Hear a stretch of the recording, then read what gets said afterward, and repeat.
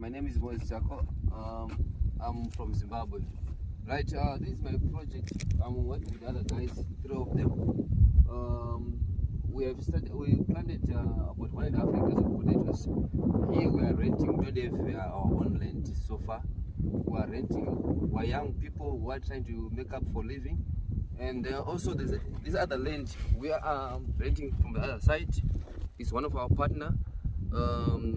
At that side where we've also planted about 2.5 hectares of potatoes. So we're trying to establish ourselves here so that we make it up as young farmers who are trying to achieve something good in Zimbabwe. So basically we're lacking farm equipment, machinery. We don't have any machinery to work with. We don't have enough money to finance ourselves, to buy land for ourselves so that we can do our own project for farming. So far, this is what we've done.